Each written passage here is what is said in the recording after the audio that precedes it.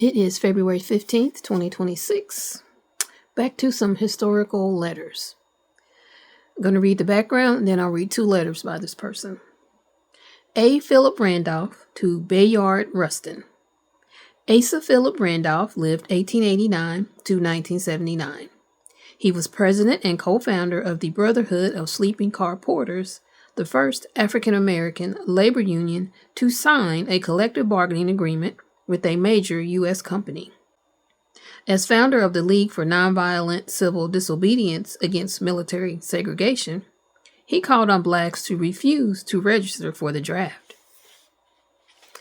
This letter is dated April 17, 1944. My dear Bayard, I have read with great interest and feeling your statement to the local draft board 63. I want to applaud you for your profound conviction as well as consecration to the principles on nonviolence and the brotherhood of man. Your action will give heart and spirit even to those who may disagree with your philosophy and enable them to stand firm on the ideals they profess to possess even when they are alone. I hope I may have the pleasure of keeping in touch with you and getting a word from you now and then. Be assured that the fight for racial equality and social justice will be carried on to the extent that my frail powers and abilities will enable me to do so that this world may be a better place to live in as the days and years speed on.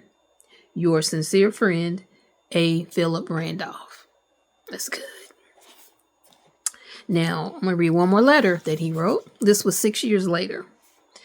This is A. Philip Randolph to Secretary of Defense, George C. Marshall. It's dated October 30th, 1950.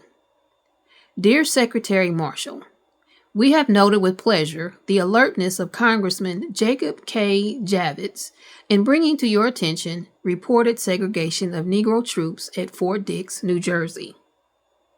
Mr. Javits is eminently correct in protesting this undemocratic Army procedure, particularly when it takes place in the state of New Jersey, which has outlawed segregation in its National Guard and has taken other vigorous action in behalf of civil rights for all its citizens.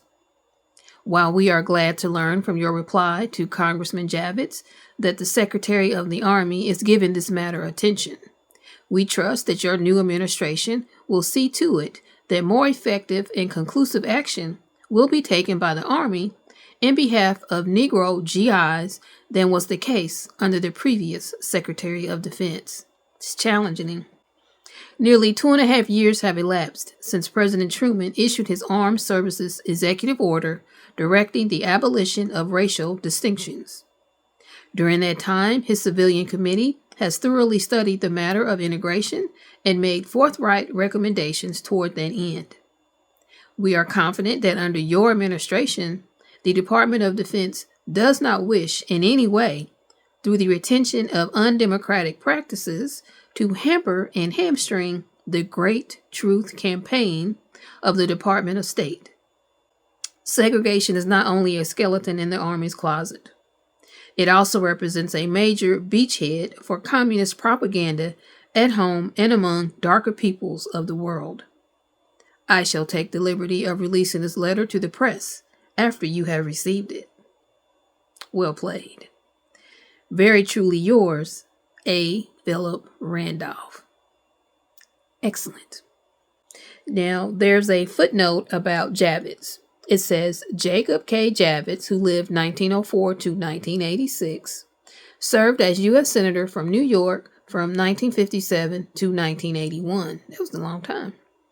He was elected to the House of Representatives in 1946, joining the freshman class that included John F. Kennedy and Richard M. Nixon. He served in the House from 1947 to 1954. Well played, A. Philip Randolph. Rest in peace, rest in power, rest in heaven. Asa Philip Randolph. Job very well done. All right. Tomorrow, guys.